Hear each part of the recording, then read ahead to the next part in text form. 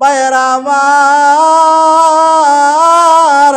আল্লাহ রব্বুল আলামিন ডাক দিয়া বলেন, ফালাম্মা আসলামা ওয়া তাল্লাহু লিল জাবিন ওয়া নাদাইনাহু আইয়া ইব্রাহিম কদ সাদ্দাকাতার রুইয়া।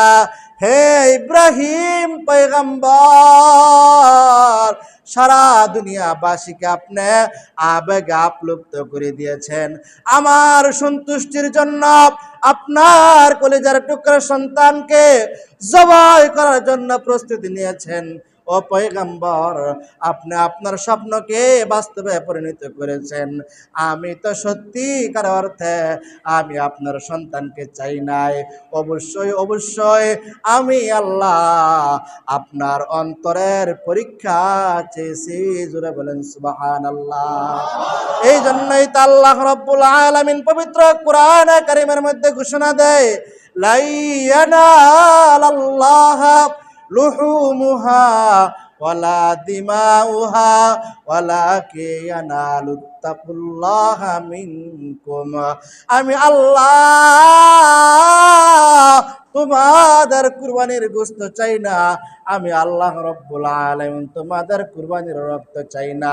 আমি আল্লাহ রব্বুল আলামিন তোমাদের কুরবানির কোন অংশ আমি আল্লাহ তাআলা চাই না। আমি আল্লাহ রব্বুল আলামিন অবশ্যই অবশ্যই তোমাদের অন্তরের দিকে তাকাই থাকি। জোরে বলেন সুবহানাল্লাহ।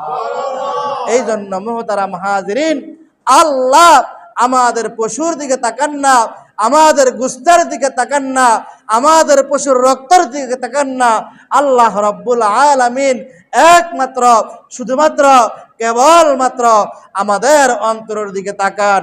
মুহতারাম হাজিরিন, আমরা কার জন্য কুরবানি দিব?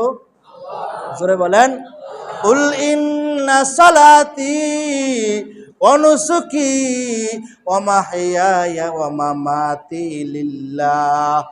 মামাতি লিল্লাহি রাব্বিল